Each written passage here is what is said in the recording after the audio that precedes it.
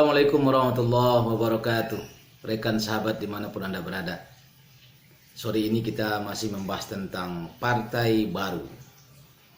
Kenapa kita membahas partai baru ini?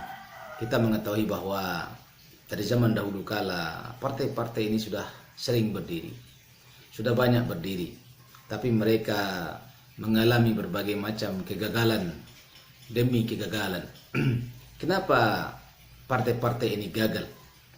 Ini saya bacakan Anda nanti kitab pembentukan partai politik Islam yang judul aslinya At-Takatul Hizib.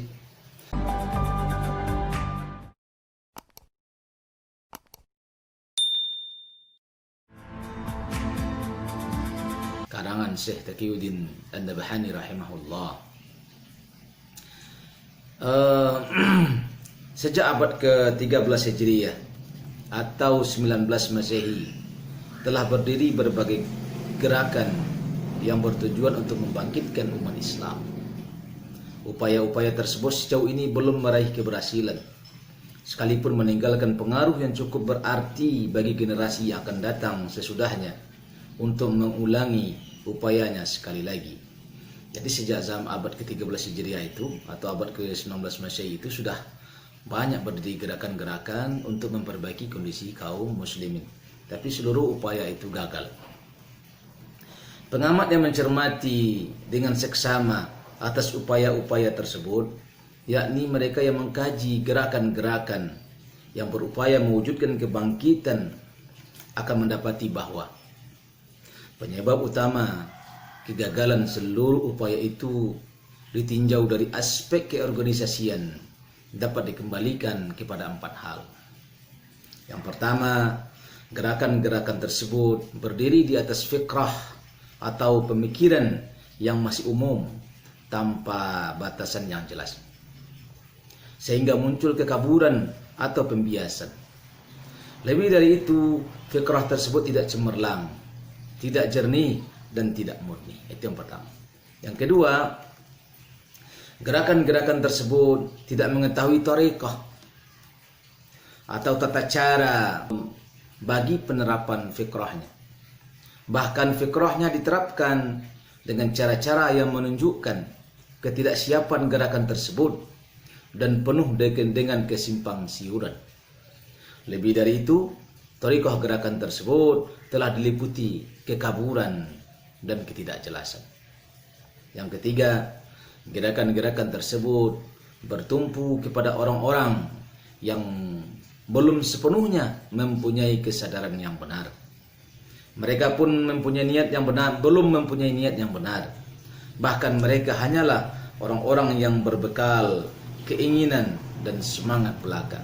Nah, kita lihat nih ya, partai-partai yang baru muncul hari ini, apakah mereka seperti ini? Wallahu a'lam ya. Kemudian yang keempat, orang-orang yang menjalankan tugas gerakan-gerakan tersebut tidak mempunyai ikatan yang benar. Ikatan yang ada hanya struktur organisasi itu sendiri, disertai dengan sejumlah deskripsi mengenai tugas-tugas organisasi dan sejumlah slogan organisasi. Kita dengar nih ya, partai yang baru muncul hari ini dia punya slogan ya, punya tugas-tugas organisasi. Karena itu wajarlah jika kelompok-kelompok tersebut bergerak hanya sebatas bekal kesungguhan dan semangat yang dimiliki sampai bekal itu habis. Kemudian aktivitasnya berhenti dan akhirnya lenyap. Setelah itu berdiri gerakan lain dengan orang yang berlainan pula.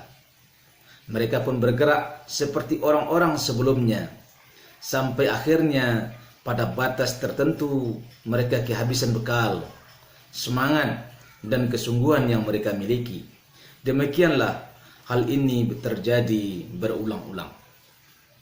Kegagalan semua gerakan ini merupakan hal yang wajar, karena gerakan-gerakan tersebut tidak berdiri di atas dasar fikrah yang benar, dengan batasan yang jelas, tidak mengetahui thariqah yang lurus, tidak bertumpu pada orang-orang yang berkesadaran sempurna, serta tidak mempunyai suatu ikatan yang benar.